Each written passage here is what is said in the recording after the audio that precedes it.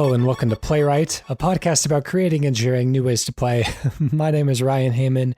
You can call me H. And I'm Ryan Quintal. You can call me Q. I've been preparing for my upcoming wedding. I don't know how personal we like to get in these intros here. We're winding down. It's getting real personal. I don't know how interested people are in us as people versus us as content providers. But, it's been on my mind lately. I've been really kind of scrambling to put together this. I mean, I still have quite a few months, but I'm really trying to put together something special, something great. It's been a lot of fun, but just trying to put together the wedding party. I have Q included because, how many other people in my life can I really say that I speak to at least once a week? It's very few people. Yeah, you call me more than you call your mother. That is true, yeah. Isn't that weird? That's true of you, too. Now that I think about it, maybe we need to call our moms at some point. We just need to start podcasts with our moms. That's it. Oh, my God. That would actually be that would stress me out. Maybe we should start a podcast with each other's mom. Oh, wow. That would be really bizarre. Trade off every other week, my mom and you, and then your mom and me, and we'd talk about Murder, She Wrote or something. I don't know what older generation women are into. Oh, my God. Where was our point of similarity? What is the thing that we could all get on board with? Let's see. My mother's into baking. She likes reality TV competition shows. She likes all the American Idols and the voices and stuff. I don't think, well, mom's not listening to this, but I think she could do with better taste, if I'm being honest. My partner, my fiance, I should say, has been, we spent the weekend away. We went over to one of the local islands here off the coast of Washington for the weekend. Very nice. We went whale watching, saw some whales. I love that. We went, I guess, just wandering around town. We went to an alpaca farm, saw some alpacas. That was not as hit or miss as seeing the whales. You go whale watching, you don't know if you're going to see the whales. You go to an alpaca farm, you can be pretty sure. It's more of a sure bet. Yeah. But anyway, she, I don't know why. I think Amazon had recommended it to her, but she watched through, I think, 3 or 4 Woody Allen movies over the trip. Oh my God. And I've always really, really loved Woody Allen movies, but I also understand that he's a super problematic character, right? As a person in real life. And so I don't know what to make of it as, a kind of conscionable, progressive young individual trying to do my best to, manage my level of harm in the world. But I still I really, really like every Woody Allen movie that I see, and I just don't know what to do with those feelings. It's tough, I mean, it's the Michael Jackson problem all over again, Right. And you know what? It's funny because the Michael Jackson stuff is very cyclical. It always crops back up and everyone's like, oh, wait, he's a terrible person. But then the actual art itself, and I mean, and of course the broader culture kind of re-silences those things, which if you're a victim of one of these people, or I guess in the case of these people, maybe alleged victims, although that feels thin. But if you are a victim, I'm sure having these people brought back to you time and time again is going to be really, really tough in the cultural spotlight. But this is always the question of, can you separate the art from the artist, right? And I think there's arguments for and against. I grew up when he first came on the scene. I found Louis C.K. very, very funny. I still find, going back and there's old bits he does, which are still very, very funny. And at least to me. But at the same time, knowing what he did, there is just that my gosh, but although maybe we're going to get there one day, I can't unbuy the stuff that I've bought of his. I own comedy specials of Louis C.K.'s that I just can't. Apple has no return policy for being a sex pest. Yeah, and I mean that's the thing is I think people like Louis C.K.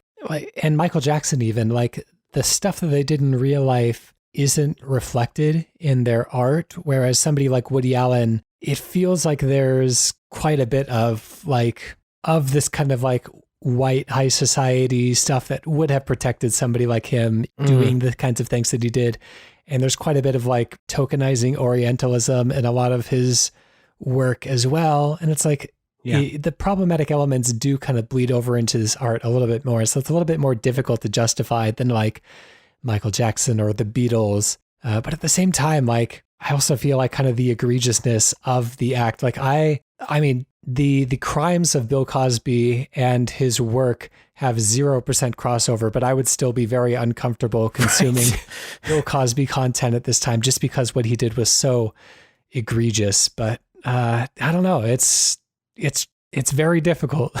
I don't know what to say. Yeah, there's also, I mean, there's so many aspects at play, like including time. You know, like I've done stupid shit in my 20s, and you know, I wonder if everything I ever did was on record. Like as a 40-year-old person, I'm not 40 yet, but like in my 40s, like is the 40-year-old standing before a person today, 20-year-old person, you know? It's yeah, it's a mess. It's a mess. But I do think that like culturally, it's something that we will increasingly reckon with. There are absolutely things that like I am very deeply ashamed of having done or endorsed just because I, you know, was younger and didn't know the kind of magnitude of the history of a lot of these things. And it's like, yeah. And I mean, you and I like comedy too. So, I mean, for sure we've laughed at throughout our lives. Yeah. We've laughed at a joke that we, you know, knowingly now would never laugh at. But I feel like there's a difference between the people who really kind of double down on being super defensive and saying, no, there's nothing wrong with me. It's just that people today are too sensitive, versus the people who like come out and say like, okay, this, and this aren't cool. I own up to that. Right. I'm going to try to do better going forward. Yeah. It's, my gosh. I wish I had a time machine. I'd just go back and be like, hey, Ryan, just chill out. Here's, it wasn't actually ever funny to begin with, you know? So it's not funny now. Yeah. Yep. Well, anyways, I think at least it's an indication that we're all getting better all the time. I hope we're moving in a positive direction, and I hope that we can continue to move in a positive direction. Let's weirdly transition that into some video game pitches, hoping to move the industry into a better direction. Yeah, sure. I like that. I mean, speaking of which, Ubisoft has owned up to one of their games, including actual politics this time. So maybe there's hope on the horizon yet. They've cleared the lowest possible bar. Admitting what they had already done. But hey, what did step one is admitting you have a problem. So there we go. We're on our way. Not that having politics in a game is a problem. It's denying that you did. Yes, it's the denial, right? Clearly. Step one is admitting you did something, I guess. That's step 0. And then step one is you have a problem. Anyways, I'm going to be going first today. And what I'm going to be bringing into the mix is a tabletop style game about going on quests, Dungeons and Dragons style quests, mostly described through text, maybe some light, very kind of like tabletop-y visual elements alongside of it, you know, character pieces like they're made out of actual cardboard and moving around like a terrain modeled map that was like something that was like physically built out, like a Warhammer board or something like that. I want to keep it all very tactile. But anyways, you can choose to play as a party of characters from any kind of fiction. And basically, as you're going on this quest, kind of like Scribblenauts or like Akinator or something, like you can type in the name of any like celebrity or character for something, and then they will join your party. Each would be spec'd with a fairly like in-depth but not outlandishly elaborate character sheet that would kind of inform how they would react to any specific situation. Perhaps each would come with some unique flavor text or something like that. But basically, like, it's just enough detail to make sure that they act in character and to make sure that the story kind of reflects who all these characters are that you've brought into the party and are going on this quest. And basically, you just kind of go through this like short session RPG quest with all of these characters. And it's mostly kind of delivered through text and little kind of funny animations. Maybe you hop into battles every once in a while. Maybe each character has some, if we want to really get kind of ambitious for each of the character sheets that we're writing out, keeping in mind that we're optimizing for volume over depth and quality.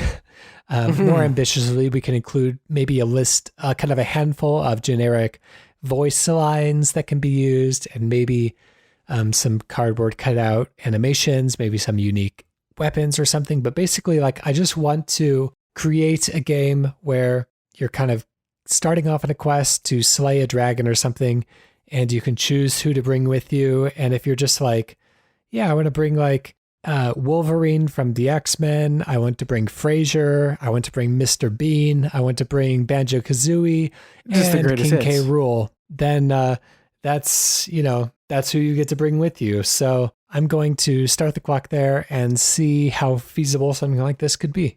Well, we already have a problem on our hands. I'm going to summon Woody Allen. No, I'm just... You bring Woody Allen, Bill Cosby, Michael Jackson, My John God. Lennon. Oh, what a cast you could possibly assemble in a game like this. Yeah, this is cool. So I like the idea of doing that. I guess you'd have to map personalities or abilities and things like that across multiple dimensions, right? And just say like there is like 4 different, I forget what the dimensions are for personalities, or maybe even emotions, and they all have like their regular emotion and then the inverse of that emotion. And so you'd have to get into the business of like mapping all of these potential possibilities, which is, it's a spreadsheet, it's fine, it is what it is. But then you get into being able to summon them, and like, is there that much extra flair that you can put in that makes these people feel like the people a little bit? Yeah, because I'm thinking like most of it kind of plays out like Animal Crossing, where there's only really like 8 unique personalities and, sets of voice lines and everything that each of the characters have. But there's enough kind of clever seeding of unique personality traits to where it can kind of spontaneously and systematically inject each character's personality. Like, you could say like perhaps there's like a sliding scale of how talkative each of these characters are. And so you do have a set of, like, each scenario would come with like a set of lines and reactions for each of the 8 character prototypes. But maybe some characters are less verbal. If you went with a Mr. Bean or a Link from The Legend of Zelda, then they would be very kind of non-verbal and have ways of maybe truncating the lines or having non-verbal alternatives. I don't know. I just think, and like including catchphrases and enough like little details. Maybe like each character sheet includes like objects that are important to the character. Places of origin that they could reference, little turns of phrase that they can use. You could almost map the abilities to like the things that different sorts of actors or performers would have, like their ability to dance, their ability to sing, their ability to emote. I don't know. I like to think of I started playing a little bit of Mass Effect 1, God help me. And the it's just so funny, right? Like how video games have evolved, and this almost necessitates having to go back, but having the Paragon and Renegade, but also things like charisma and intimidation, right? Like maybe you have a Bryan Cranston that you summon. Although, can we summon, like, it's interesting. You said Mr. Bean. Are we summoning Mr. Bean or Rowan Atkinson, or are we summoning both? And what does that mean? Like, I think you can summon the character of Mr. Bean, and you could probably also summon the actor Rowan Atkinson, but he would be like acting just like he himself as a person. I want this to feel very inclusive, like anyone you can think of. I mean, which really isn't feasible, but I think like we would be super open to like mods and stuff like that to include, the community could really kind of get involved. And so I think about something like the Great Akinator, the web genie, so to speak. Have you ever played with Akinator before? Love the Akinator. I don't know why it's not more talked about. I think it's fantastic. Yeah, but that one has really kind of thrived off of community engagement, and it learns as it goes from the various kind of community. Anything that it isn't able to guess, it kind of reverse engineers into a right answer that it can produce next time that somebody else asks the same kind of set of questions and replies with the same set of answers. So yeah, it can kind of grow over time. Yeah, in the same way that you would get into the old Nintendo Wii start screen, and you would see if you just and I did this, of course, right? Like I designed the whole little cast of Star Wars or Star Trek The Next Gen or just whatever. And so my little plaza was filled with all these characters. I wonder if you could do in a multiplayer or more of a community setting, you let people download whatever character that the community can create. Oh, absolutely. And then you also basically take when you summon a Mr. Bean, you're going to get one of the top X Mr. Beans, but they won't duplicate. So maybe if you just keep requesting Mr. Beans, then maybe eventually you start to get crazy crossover characters like Mr. Bean Hulk and Mr. Bean, Mr. Bean Spider-Man, or just, basically the same way you had all of the Spider-Verse characters in one thing. You can kind of smash together characters by writing in multiple things. What would it mean to have Mr. Bean be Mario? That would be a very ambitious, maybe we release the base game and then as an expansion, there could be a fusion expansion where you can plug in any two characters and then they their character attributes fuse in clever ways. So you could have a Mr. Bean Spider-Man or a Tommy Wiseau Kermit the Frog. Wow, that sounds awesome. I was gonna reach for a Kermit hi, impression. Fozzie. Yeah, there we go. I did not do it. I did not. I did not hit her. That's right. Oh man. Can the rest of the show be this? And I don't mean this episode. I mean the rest of the episodes of the show. We have a lot of impressions we've been waiting to whip out, folks. I think as a cap to put on this, if you have this all, like you said, in a costume quest style adventure, or turn-based RPG or something like that. Okay, wait a minute. You say costume quest style. What does that mean specifically to you? Yeah, I guess I mean very, you mentioned an RPG up front. So if there are like you said, people have favorite objects and that sort of thing. And so certain characters are just going to be better with certain weapons or, more useful at certain items.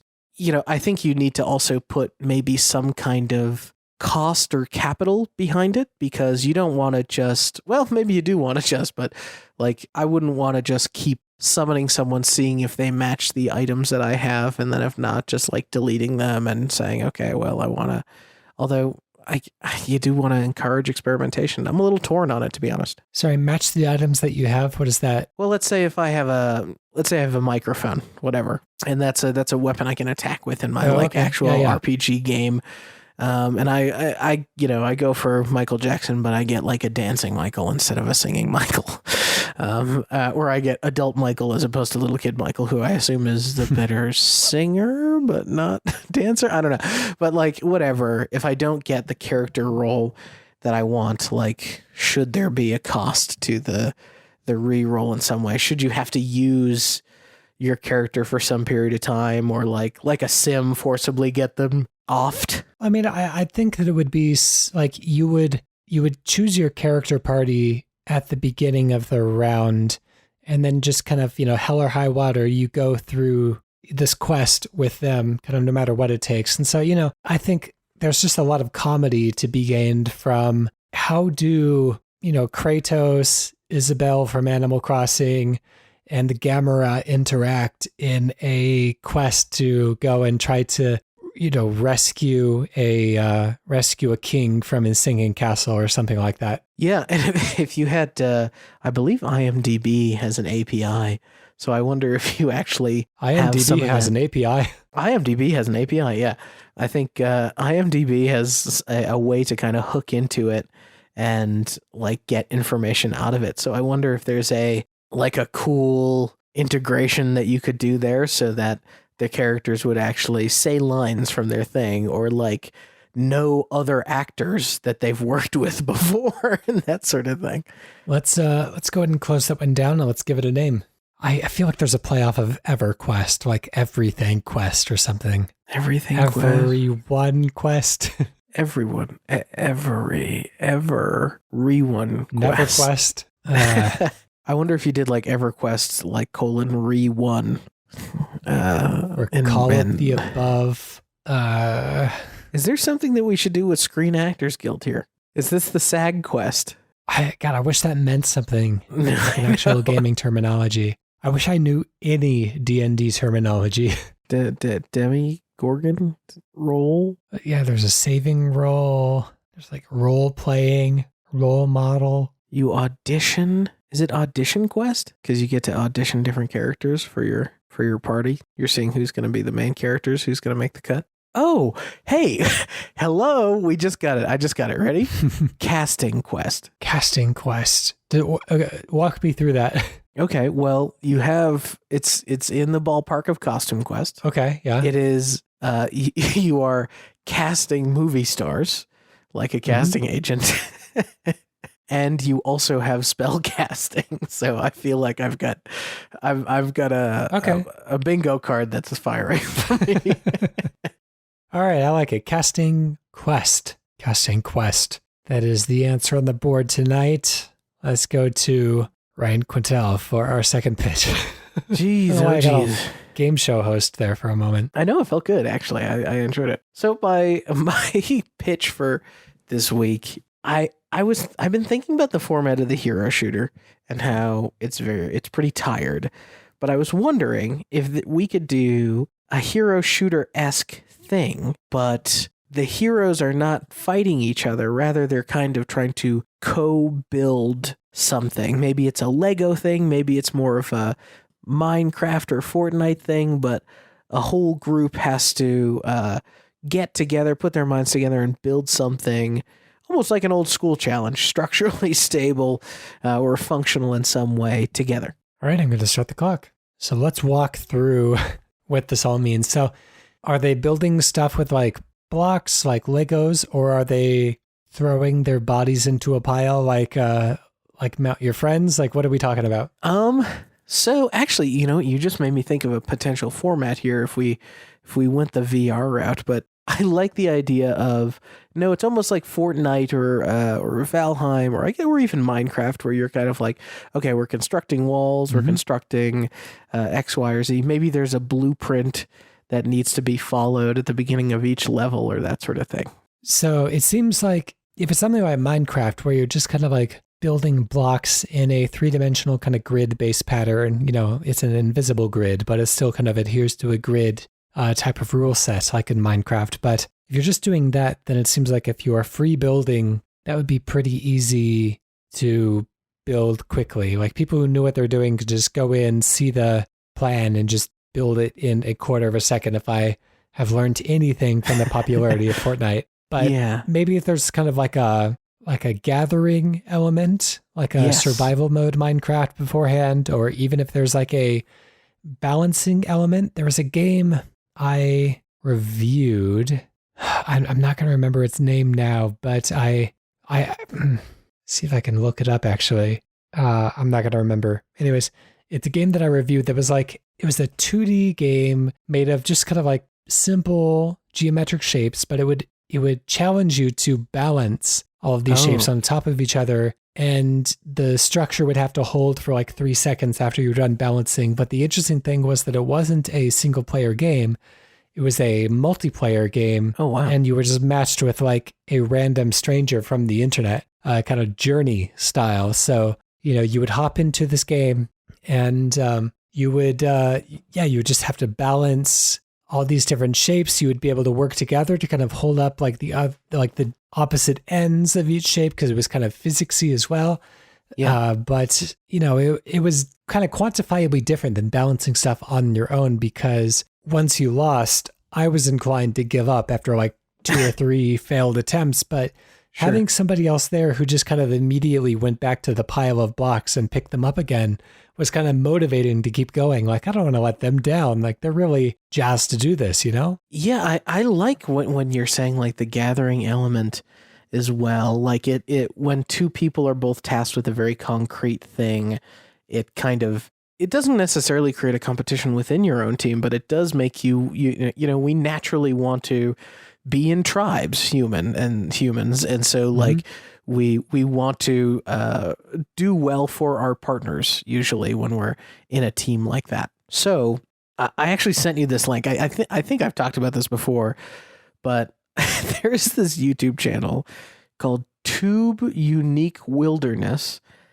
And it features it's either the same two guys or it's a series of different people, but each video is them basically starting from literally dirt. I encourage you to just like jump forward in the video. I'm watching this as we go. I'm watching the one that you sent me, and so far maybe a minute in, and I have no idea what's going on. Yeah. So these guys literally just like dig stuff out with sticks. They form shapes. They even they go and they will like break down an anthill because apparently like the byproduct of ants going to the bathroom plus water makes a kind of makeshift cement, like a waterproofing material. So like one of them will actually just be going to like, hey, I'm going to go get you more trees. Hey, I'm going to go get you, an anthill that you're going to have to crack and break down. And then eventually, as you step through and you get to the like way end, I would say like let's say the 15-ish or 16-minute mark, they actually make a paint out of local plants and they start painting all of these things together. And then then around 17 minutes, they're literally going step by step to a local river over and over again with pots and filling up by hand a pool. And so, like, I mean, granted, this is all, super, super sped up. This is over the course of, days and days and days of work, I have to imagine. But the thing that's so interesting, right, is that like, there's no irrigation here. They're going to get that water and they're going to go like pour it in a big rectangle essentially. And so while one is doing building, or carving out the mud, the partner will kind of come in and help relocate it or, get it out of there so that the building can continue. So I do think if this is a 2-person job, and I don't know if that's true or not, like who knows what kind of things are going on in the editing of these videos, but I love the idea of, the Overwatch characters, but, somebody with a crazy sort of slide animation. It looks like they're fighting a crocodile at the end. I don't really know what's happening, but that's new to me. But, your Reinhardt, for example, in Overwatch, this big hulking knight guy, the ability to kind of slide forward or do a power slide and like gather up a bunch of dirt, almost like a Mack truck all at once, or not a Mack truck, but a bulldozer all at once. Oh, they're putting the crocodile in the water. How crazy. I do like, indie game that kind of thrives on user generated content always comes away with such impressive stuff. And finding ways to kind of condense the UGC process to maybe like a kind of short 15-minute round, and then let's basically like the products of what both people. It's kind of like one of those kitchen challenge shows where it's like, here's some raw materials, make something impressive out of this, and then maybe we kind of throw the results out to the community and they have 2 minutes to vote on them, and then the one that comes back with the most votes, like I always imagine there must be more players than there are voters, so I don't think it would actually work out in real life. But if there was some sort of clever way to sustain like a really plentiful and really bountiful voting pool, and it could be really impressive to see what people are able to make in kind of like a game jam type setting. Well, and I like borrowing what we've learned in all of these group shooters throughout the years. Like, could you have the characters that do painting or finishing work? Could you make essentially a Splatoon-like tool set, but you kind of set them per character. And so you have different sorts of painters on a team. Like, okay, this person has a rolling brush and they can lay down a ton of paint, but they can't do a ton of great detail work in the way that somebody with a smaller brush could, but they can't, use the same amount of paint. So that, and that's just the painters. And so now you have the resource collectors, and they have different techniques, and even setting it in different maps. I feel like you could even do the Overwatch style 2 groups of 6 or 2 groups of 5 or whatever it is, and have that be 2 groups facing off in their builds.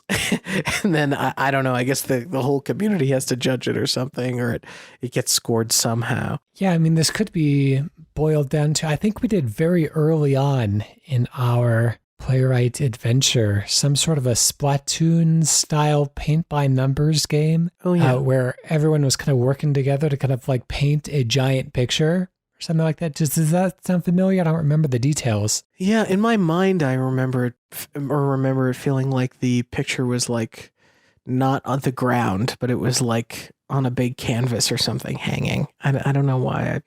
That's the visual in my head though. Let me do a quick search through the site and see if I come up with. Yeah, here we go. Playwright 20, Splatoon, paint by numbers. That was back when we were more straightforward with our naming schemes. We're never going to be able to find anything anymore. Yeah, with over here and spell check. I don't remember what those... I know we're already like smashing up against time, but this original pitch before it was actually construction or art based was, what if we did a hero shooter, but it was all slapsies? Which I still think is pretty interesting. At least sillier. All right, let's go ahead and shut down and come up with a name for the collaborative, artistic, creative jam type of game that we've made. God, it sounds like a mobile game to say Construction Heroes or something like that. Construction Heroes, or even like a team jam. It doesn't really make sense, but yeah, I mean, Construction Heroes, I think, kind of works out if you want to make like this Builder Jam, like BuilderDash or something like that. I like the sound of Builder Jam. BuilderDash. BuilderDash is fun. BuilderDash. Under a time limit. Yeah. Good. All right, let me hop on over to our email. It's always satisfying to come up with an A, right? Sometimes yeah, it's good. We have to dig. All right, we have an email from our community for our community pitch of the week. This comes from Peditis. I hope I'm pronouncing that correctly. It is not the first time that you've emailed in, but I've also not seen any emailed corrections. So I'm going to keep on saying Peditis. Classic. Like it's some kind of disease. I don't know if anything like this exists, but I want to see a game in which instead of using bullet time, you use time bullets, or in other words, you shoot time. The concept would be that a PCP game in which you shoot either your opponent or the environment, and depending on the type of bullet, it ages/de-ages the target, or maybe makes them go faster or slower. So you could, for example, make something in the environment age faster so it collapses on top of a player. Another wrinkle could be to play a bit with the spread and area of effect of certain weapons, and maybe come up with a more imaginative way to refill your ammo than just letting time pass or picking it up. Thanks for the amazing podcast over the last years. They were great fun and inspiring, you guys will be missed. Well, thank you very much. I really appreciate that tag onto the end of the email. We're talking about a time aging based shooter. Let's do it. So here's where my brain went when he talked about, or when Peditis, I should say, when they talked about how to collect ammo. And I was like, I guess recently we got a dodgeball game. It's on its way out. I can't help but think, would it be cool to be able to like capture somebody else's time bullets with my own gun? Like, can you recapture these time bullets in mid-flight in order to power up your own time gun? I think before we think about reloading, let's kind of get the core mechanics down, and then let's see what we can do with that, because I feel like the reloading mechanics are going to kind of reflect the general ethos of the game design. So I think if I'm correct about this, we've talked about doing a doing like a game where you kind of steal the age of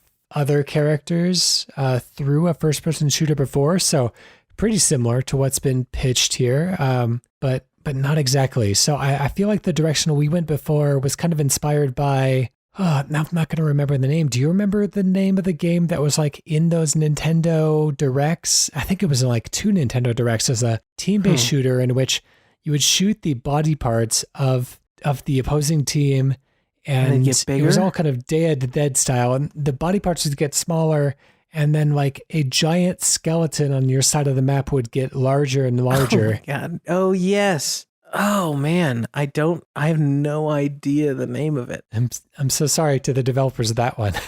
You've developed a very very memorable set of imagery and mechanics that I'm just not able to put a name to. I'm so sorry. But yeah, it's very arresting when you see it. It's like, oh, that's super cool. I think we've talked about like a game in which as you shoot somebody, they get older and you get younger. You're kind of stealing their time, which I guess you could get stuck in kind of like a back and forth battle that would just keep on going forever, essentially. But I do like the general concept that as somebody gets older, they become less mobile, maybe less quick in the reflexes. And as you get younger, then you get more kind of spry and more limber and more able to jump around the map and take better advantage of the enemy. But you hit a certain point and then it becomes like a real struggle. You become like a 6-year-old, then you become a toddler, then you become a baby. And then all of a sudden, like, these are just the last few points that you need to get this Benjamin Button battle royale out of the way here. But yeah, the last few shots are the real struggle. I like the idea of your health is your age, and you know, as you aging has many similar effects to injury when you're a young person. Mm-hmm. Maybe you're slowing down and you're less mobile or capable than you were before. Like, imagine starting off a game and you can kind of mantle and wall run, and you've got all the sort of Titanfall-esque / Apex Legends-esque movement abilities, and then slowly turning into kind of a plodding, almost GoldenEye style shooter where you can just kind of GoldenEye. It's so funny, right? It felt crazy back in the day, but it would certainly feel tame going back to play it by any multiplayer standards. But yeah, I like the idea that you turn slappers only and you turn health all the way down to 0, and suddenly you're winding through these kind of labyrinthine corridors, and then as soon as you see somebody with their DK mode giant head pop around one of the corners, it's like a horror game. You're trying to either get the first smack on them or they're going to slap you down. Yeah. Oh my gosh. I'm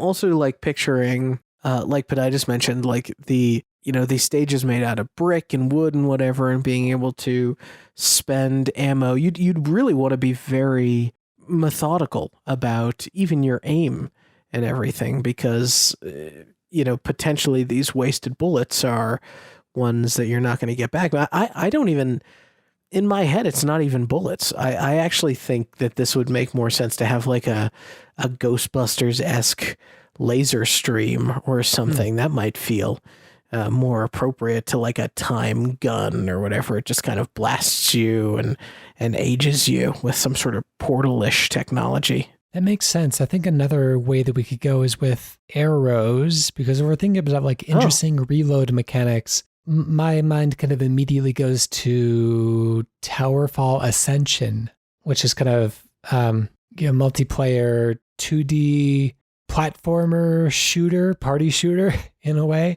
Yeah. But anyways, you had like 2 or 3 arrows in your quiver that you could shoot, and then as soon as you shot them, the arrows would just get stuck in whatever you shot them into, and you would have to go retrieve them, or you could pick up your enemy's arrows. And once an arrow is stuck in something, then it becomes kind of a neutral arrow that anyone can grab. And so you could play non-aggressively, not shoot at anyone else, but kind of trick them into shooting at you.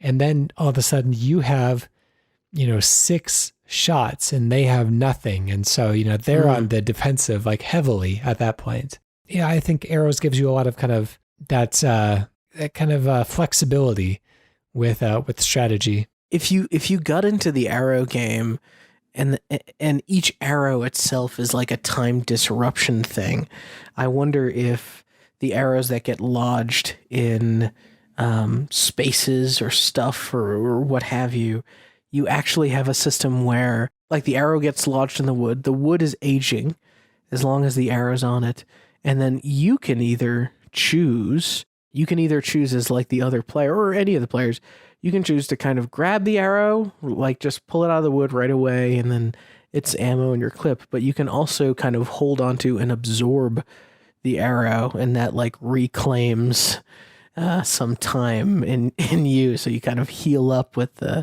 what you can salvage. So we have this kind of time aging mechanic on the environment. I think it's kind of obvious how it would work on people or characters, but working on the environment, there are some games that have kind of played with the fast forwarding reversal of time. Like It Takes Two did that recently. There was one level in which you could kind of advance or rewind time to cause things to either kind of crumble or repair themselves. There's games like God of War Ascension, or I think one of the Ratchet and Clank games did this kind of like rewind type mechanic. But it's always, it feels kind of prescriptive in the types of puzzles that it gives you. And it oftentimes, those aren't the puzzles that I look forward to when I'm playing those types of games. Like I would like if this is something a little bit more like Forza Horizon's rewind mechanic, where you can engage it at any time and it would kind of retroactively react to the procedural damage that you as a player have caused.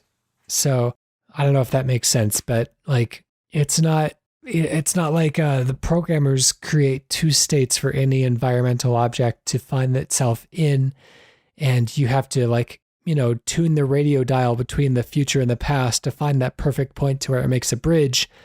But rather you would be in charge of knocking something down or destroying something in such a way that rewinding it to a certain point would get it to a point at which it creates a bridge. And so a little bit more hands-on, a little bit more destructive, a little bit more tear down or Red Faction guerrilla, and a little bit less kind of prescriptive puzzle solving. I like the idea of being able to, I guess the thing that stinks about the like healing mechanic is that you could technically end with both players like totally healed up, which I guess is not what you want. So I'm just trying to think of ways to, I wonder if we could fashion ammo in some way. They'll be healed up versus stealing each other's health though. Oh, okay. So there's always kind of a zero-sum game. Got it. So it takes something of your own time energy to fashion one of these arrows? Not necessarily. It's just like if you're taking, if you're low on health and you take the health of somebody else, then you would be, like they would be losing whatever you're gaining. And so there's kind of a set amount of health or life. Is that what you're talking about? Like characters healing? Or are you talking more about like... Well, I was thinking if I shoot an arrow, let's say I shoot an arrow into a log or whatever, if you grab the arrow, you can either use it as ammo or you can hold on to the arrow and sort of absorb it. It's gone. Okay. But it heals you. But it just made me think of like, I don't know if we can absorb arrows. I think there should always be kind of a set number of arrows in the match at any given time. Like it's kind of up to us to like, maybe we can imbue different effects onto each arrow. But like if the round begins with 6 arrows in the field, 3 in each character's quiver, then the round should end with 6 arrows being in play to some degree. Let me ask you this. In terms of manipulating time, how do you feel about the mechanic of being able to like dump your own time, dump your own age or whatever? So we actually have 2 measurements of health. We have your health, just your straight up HP, but then we have your age. And being able to like sacrifice multiple years of your life, like the longer you draw the arrow and keep it drawn, it actually like sucks years out of you. Oh, that's a good idea. But then if I can hit you with a 30-year arrow, you just snap, you're 30 years older. Yeah. And then of course, like you would be kind of sucking the life from them. So you would be gaining 30 years yourself. Yeah, I It's mean, gotta hit. we are If you miss, ooh, it's no good. we are quite a bit over time, unfortunately, and so we do have to end it there. But let's give a name to what we created. Well, I'm tempted to say times arrow. Times arrow, does that have a meaning outside of, because I know that there are like arrows on clocks and stuff like that, but does times arrow mean anything? I mean, time flies does. Yeah, I know that time there's times arrow was kind of used in a couple of things. I think it's a book, but it's also popularly a fun episode of Star Trek: The Next Generation. But I do like the sound of times arrow. If it's a Star Trek thing, then I think that's cool. I think we can work with that. Yeah, it takes place on the holodeck. You can do all sorts of fun stuff. All right, times arrow. That was Peditis, who emailed, who actually submitted through our website at playwrightcast.com/pitch. Again, we don't have that many shows left, so get your pitches in don't while give we out can. the URL. No, really, like if the last show needs to have 8 pitches because we have so many in our inbox, then so be it. We will do it. But make sure to get your pitches in these last few weeks. I guess forever sit with the regret of not having your your video game idea read out on a podcast to literally dozens of people. Anyways, you can also email us, playwrightcast@gmail.com. You can tweet us at playwrightcast. And of course, playwrightcast.com/pitch is our website. Special thank you to PROTODOME for the use of our theme song, Hello World, off the album Blue Noise. And when you're listening to things, why not go listen to that Kane and Rinse podcast? Hey, I hear it's still going. It is, unlike Sound of Play, which we have recently sunsetted, but we have many hundreds of episodes of that to listen to. So the Sausage Factory. We gotta go. You can listen to the Sausage Factory as well. Never going to be short on Sound of Play. Never going to be short on Sausage Factory. Let's get to a redacted game to take us out of our show today. I'm going to be challenging you with Redacted is a redacted-inspired dungeon crawler about exploring the cursed ruins of failed Redacted. Oh. You'll wield redacted junk as weapons as you battle your way through the forsaken redacted complexes. Stab a demon with a redacted one moment, run over a goblin with a redacted the next.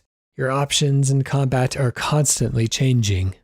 Oh boy, it's sorry, is it, what did the description say the genre was again? Action or role playing? It's a redacted inspired dungeon crawler. Dungeon crawler, and I'm in ruins. Which honestly is a pretty broad descriptor. A lot of games call themselves dungeon crawlers, so see how useful. It's from everything from like Zelda to Diablo to Gauntlet Legends. God, you really expanded the possibility space. When you said dungeon crawler, my certainty became high. I was like, surely, Ryan, you're going to get a dungeon crawler. You love these things.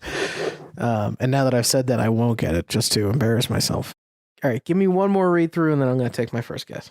Redacted is a redacted-inspired dungeon crawler about exploring cursed ruins of failed Redacted. You'll wield redacted junk as weapons as you battle your way through the forsaken or redacted complexes. Stab a demon with a redacted one moment, run over a goblin with a redacted the next. Your options in combat are constantly changing. There are goblins. There are demons. I was going towards Hunter the Reckoning, but I don't remember goblins being in that.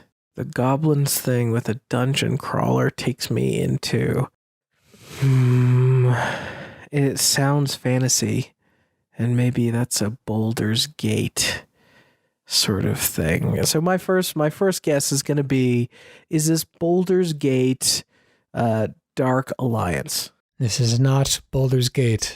Dark Alliance. It is not within the Baldur's Gate series. Oh, no. Okay. But there are demons and goblins. Okay. I need some metadata.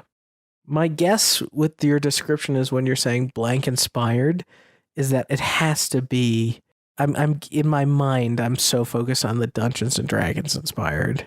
So I'm going to do the equivalent of reading a 10 and a 0 user review. Weirdly enough, even though the game has a 7.7 user score, It only has one written review sitting at a 4. So the only user review says, Redacted benefits from unique, vibrant visuals and fairly engaging gameplay. It comes up very short in the areas of needlessly wordy character dialogue that add nothing to the game and very, very unrewarding grinding. Too little time was spent developing the primary gameplay to sustain its necessary playtime, and too much hope was put into the bland stock dialogues to carry the player through gameplay dead zones, which are too common and last too long. Oh, and there are plenty of game-crushing bugs that like to come out to play right when you get to a boss. So, again, that is a 4 review for a game that is otherwise ranked at a 7.7 user score, so maybe not representative of the entire wealth of user opinions, but that is at least one negative opinion. The 7.7 user score is interesting to me because the next place I start to venture in my mind is to the Elder Scrolls series, and that does track with bugs. I don't know if it tracks with bosses. It's certainly, now we've got dialogue in there as well, so I know that it's doing kind of some dialogue-y things. But in my mind, most of the modern Elder Scrolls, number one, they'd have a bunch of reviews, but number two, they would be better rated than what you're talking about. I guess it could be like a lesser played one, like a Morrowind or something like that. I mean, Morrowind is loved by users. Oh, Morrowind is okay. Well, there you go. Like it is the high point of the series. Like no questions asked, I think, for most people. Wow. Okay. I didn't really play enough Morrowind to be able to say. Now I'm back on dungeon crawlers. It's a something inspired dungeon crawler with goblins. Demons, though. Demons and goblins. Okay, my second guess is this. Gosh, I'm going to pick one, but, like all of these things, there's kind of series, but I'll try not to cheat. Is this Hunter the Reckoning Redeemer? It's not within the Hunter series. Thank you for the very kind and broad answers to these. But I'll give you some more information here. This has a 78 Metascore, and it is it's a multi-platform release. I'm reading the PC version of this, but it is the number 99 best PC game of 2020. Oh my God. Number 9 best PC game of 2020. Number 99. 99. So not just 9.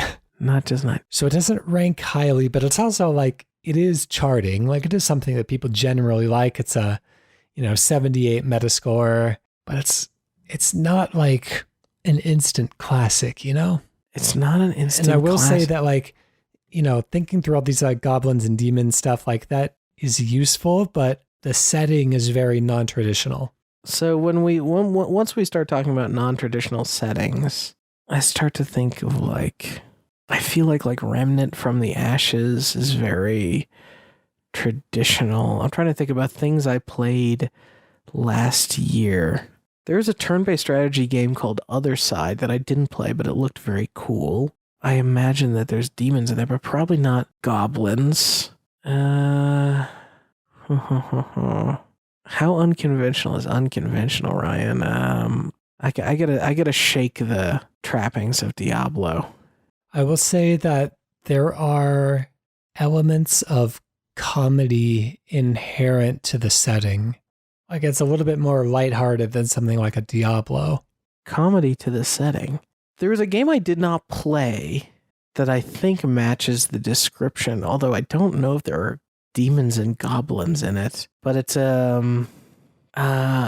you're like playing in like a startup office. There's like energy drinks and stuff all over the place. What is the name of that game? Oh my god. It's kind of an indie game, and so it wouldn't be super, super well known. I think of it The one where all as the a art is Switch kind of game. like stylized like those corporate motivational posters. Um, Is that what you're thinking of? no, this was called. It was in a Nintendo Switch showcase. It looked really attractive, and like it was like a Nintendo indie. I find myself I need to get the name because I think it's. I can probably remember help you out with a couple of names here. There's a couple of things that come to mind based on your description. Okay. There was a game called Good Job. That was kind of a physics-based puzzler set in like an office type environment. Yeah, that's not it. I know there what was you're a talking game about. called Going Under, which I think Team 17 might have published. That Yes, was like a, that's it. Okay. That's the Team 17 that's the more game, kind of Going Under. colorful, right? Okay. That's my guess. That's the game. But is it Right, that's Dungeons your- and Dragons inspired? Did I say Dungeons and Dragons inspired? I said it redacted No, inspired. you didn't. You so it could redacted be. the okay, so my official third guess is Going Under. All right. I'm going to read the unredacted description, except I'm just going to redact the name, which comes right at the very beginning of it, just for dramatic effect. Ooh, okay. But we'll see like how closely it matches what you think Going Under might be. But anyways, it says redacted is a roguelite inspired dungeon crawler about exploring the cursed ruins of failed tech startups. You'll wield office junk as weapons as you battle your way through the forsaken office complexes, stab demons with a thumbtack one moment, run over a goblin with a smart car in the next. Options in combat are constantly changing. This is Going Under. Wow. Okay. I haven't played Going Under, but I remember seeing it. And actually, Jessica remarked on it. She was like, well, that looks weird as hell. But I was like, I love the idea because there's a bunch of like, whiteboards and stupid crap all over the place. Failed tech startup. Ooh, It's in this month's Humble Choice bundle. So if you fancy yourself, 12 games for $12, then Going Under is among them. And in your and my endless quest, I have to add the addendum of I technically work. Well, not technically. I very much work for IGN, which is owned by Ziff Davis, which owns Humble Bundles. Yep. But if you go and get the bundle, I don't think I make any money. So it's all good. That's right. And neither do the charities as of recent news, unfortunately. Geez. But no, I'm not going to drag you through. I'm not going to make you explain. Yeah. No. It's okay. IGN's really taking it on the chin these past couple of weeks. So let's make it all happen. All right. Thank you for listening, everyone. Oh my goodness. We'll catch you again next week. It's been a fun show. Next week. See you again. Goodbye.